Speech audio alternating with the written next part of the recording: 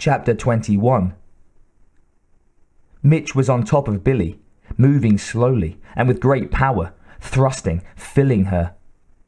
Sweat beaded on his face, and he held himself up with his arms, muscles corded in his triceps, connected to her only at the groin, the juncture of their sexes. Naked, connected, they danced.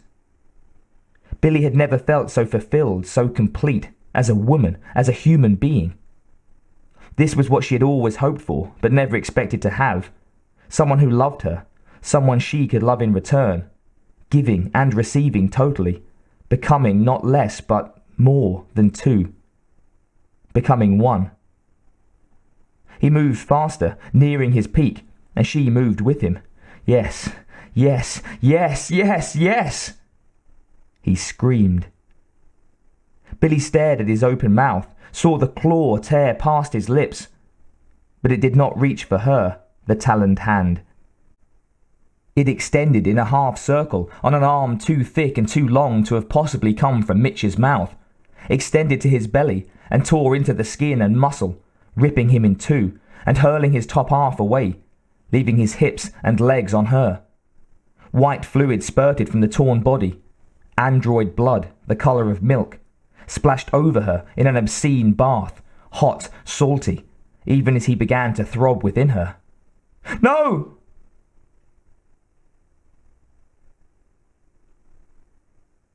Billy felt the pressure on her legs. She struggled to move from under the weight. Billy, it's me, Wilkes. Wake up! She blinked her way into consciousness. Her head ached. Nausea filled her throat with a sour burning. Soldiers stood nearby, staring down at them from behind sealed faceplates, long rods held in their hands. Wilkes? Spears. We were hit by concussion grenades. Billy didn't know what he was talking about. Where were they? The last thing she remembered, they were running. It seemed as if they had always been running. Billy. What? Are you okay? Pieces of it came back to her. The aliens in the corridor, the ship that wouldn't open, men with guns pointed at them, the unspoken decision that she and Wilkes had made together to fight. Yeah, I guess. What's going on?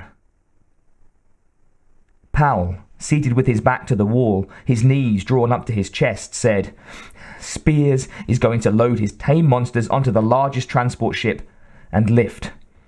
He says he's going to Earth. We get left here, along with all the other Marines and scientists. Hey, fuck that noise! One of the troopers standing next to them said. You get left here with the other traitors. Those of us who stuck by the general are going with him. Powell laughed, a sound on the edge of hysteria. Are you really that stupid, Marine? He doesn't need you anymore. You're excess baggage. You get dumped.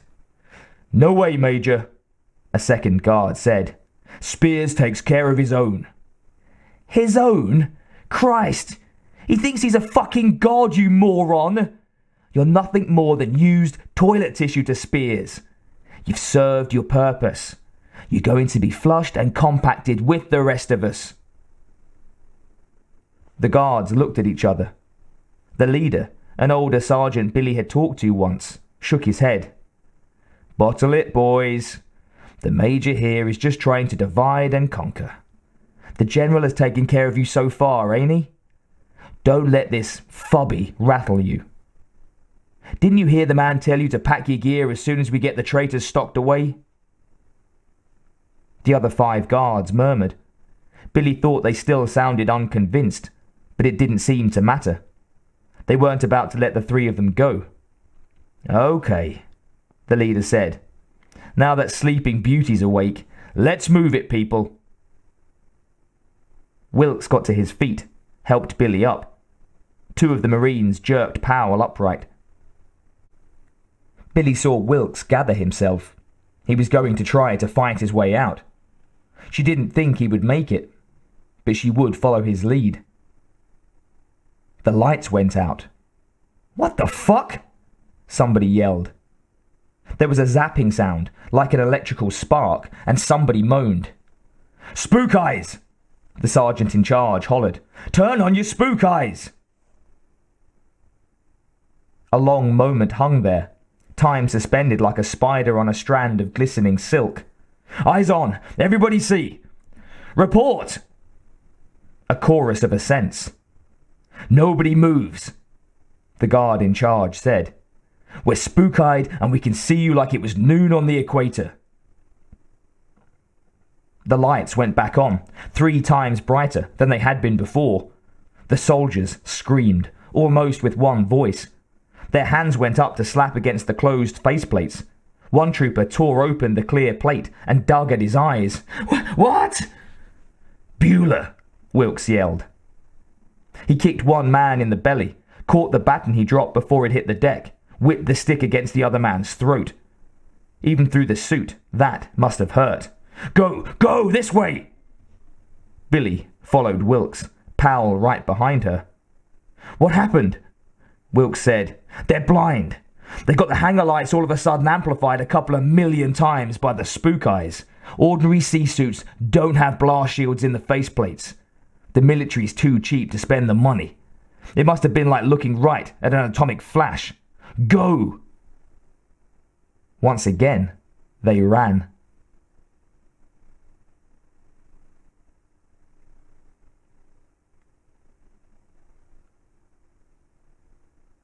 Spears was personally overseeing the loading of the alien modules onto the transport truck from the vault when the frantic call came over the comm. "General, Powell and the other 2 have escaped." Spears felt a stab of irritation. He held it in check. "It doesn't matter. Penned up or running free, they're still going to be left here when we depart. Maintain watch, shoot them if you see them, but otherwise, let them hide." After he discommed, Spears watched one of the modules picked up by the big hoop lifted and carefully stacked on the other modules on the truck. He was the only one who knew the access codes to the starships. 2 of the vessels would be making the voyage in tandem, one with the cargo, the second with but a single passenger, himself. The other starships would remain here. Terrible waste of materiel, but he couldn't worry about that. Sacrifices had to be made in war, be it flying stock or troops. A man who couldn't do the hot work didn't deserve the command. The engines of the ships that remained behind would be slagged 30 seconds after Spears departed. Whoever left behind was going to stay behind, unless somebody came to take them off. And, given the unreasoning hunger the drone aliens had, it wasn't likely there'd be anybody left, if anybody ever did show up here again. He'd be taking the Queen, of course. She was necessary to his plan. Control her, and he controlled the drones. Some of the tech brains thought that a new Queen could develop from a drone if there weren't any other Queens around, but that wasn't likely here. The food supply on this mostly airless dump was pretty limited. The Marines and scientists still alive wouldn't go a long way, unless the aliens had their own version of Jesus to do the loaves and fishes routine. Spears smiled at the thought. The idea of the aliens with a messiah was funny. Then again, come to it, this group of creatures, of soldiers, might well consider him their messiah. It was true enough. He was going to lead them to a better world, to a kingdom of power and glory. Why wouldn't they think of him like that? Not that they did much thinking anyway, but then again, neither did human Marines. "Easy with the cargo," Spears said. "Don't want it to hatch before it's time." Not much longer. Too bad about the others at the air station, but that was how it went sometimes. The old adage about the best of battle plans not surviving the first engagement could apply here. Still, it was a minor setback. Nothing a decent commander couldn't take in stride. Spears grinned again.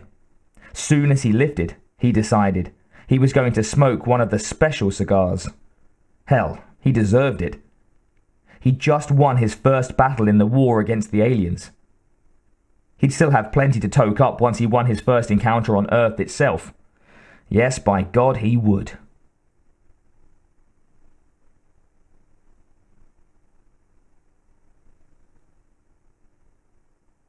Now what? Powell asked. Seems like I've been here before, Wilkes said.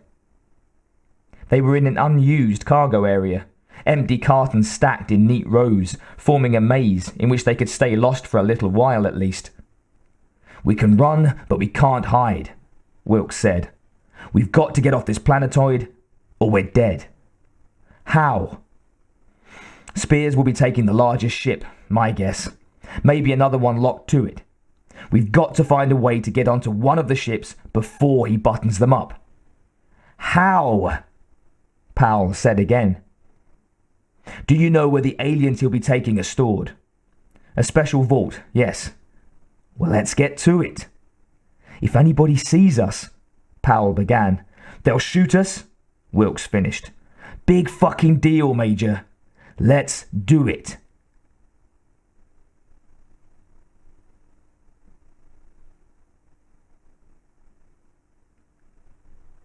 Spears rode with the first truckload of his precious cargo, while his men continued to load the next transporter. Nothing could go wrong at this stage. He had to see to it personally. He had recaptured the Queen easily enough. All he'd had to do was find the place where she was trying to hide her eggs and wave a flamethrower at them. Once she was caged, the wild aliens running around the base would calm down.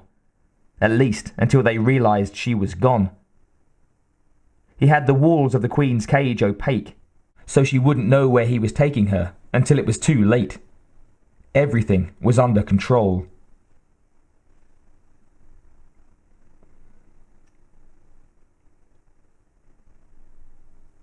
The vault was heavily guarded. The men loading the truck parked in front of the vault were heavily guarded. But the next empty truck 50 meters up the corridor had only the driver and 2 troopers sitting on it, doing nothing but waiting. That's it, Wilkes said. That's what? Powell said. Our ride. We can hide on that transporter. It'll take us straight to the ship Spears is using. You're crazy. We'll never make it. I'm open to a better idea. Powell stared at him, then looked at Billy. She shook her head. Wilkes is pretty good at this stuff, she said. He's saved us before. Whatever he says. Wilkes nodded at her. Okay, this is how I see it.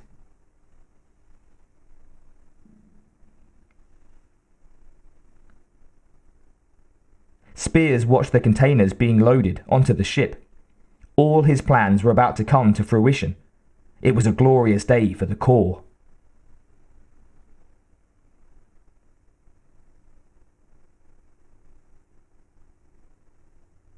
Billy, naked, stepped around the corner where the 3 men on the empty truck could see her. Jesus Christ, one of the men said. Check this out. Billy smiled, wet her fingertip with her tongue, and touched her left nipple so it pebbled up and grew hard. Then she stepped back out of sight. Hey! One of the 3 troopers said. Wait up, honey! Are you crazy? The second Marine said. Spears will chew you a new asshole if he catches you gone. It'll only take a minute, the first Marine said. Spears? The driver began. Fuck Spears, the first Marine said. Nah, the second Marine said. I'm with you. I'd rather fuck her. Come on. The 2 Marines jogged towards where Billy had disappeared. When they rounded the corner, they saw her standing there, legs spread wide, arms open, a big smile. How could men be so stupid, she wondered. Did they really believe that a woman who'd never even met them would be so overcome with lust at the sight of them, she'd strip to the skin and beckon to them, all wet and ready? Apparently so. The 2 Marines moved towards her, already dropping gear and untabbing their coveralls. Wilkes stepped out behind them and bopped each of them on the head with the wand he'd taken from the other guards.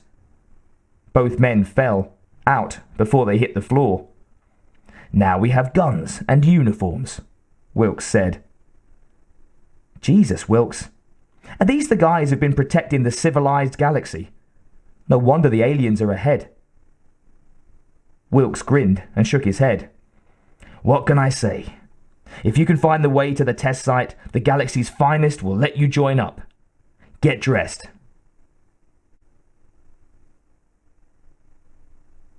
That was quick, the driver said when he saw the two Marines approaching the truck 5 minutes later.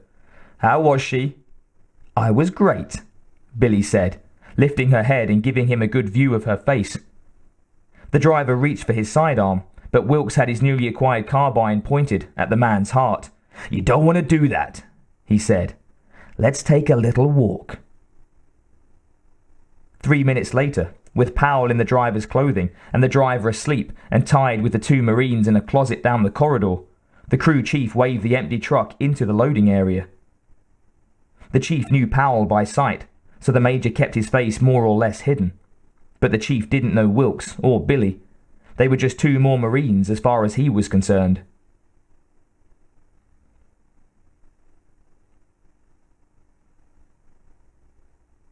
Spears watched the opaque cage containing the Queen being loaded. If the mother alien was upset, it didn't show. She was quiet inside the clear steel box. Once she was secured, Spears felt better.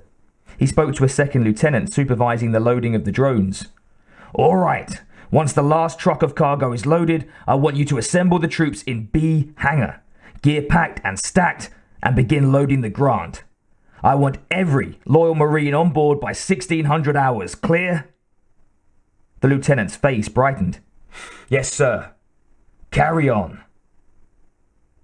Spears walked towards his quarters. He had some items he wanted to pack himself. Once that was done, he would be ready. He smiled at the old adage he'd learned in his first tour. Once you leave a place, don't look back. There might be something there, and it might be gaining on you. In this case, there would certainly be something behind him, but it wasn't going to be following him, much less gaining. He was going to the glorious future. Here was nothing but the dead past. Victis honor, he thought. Let's hear it for the losers.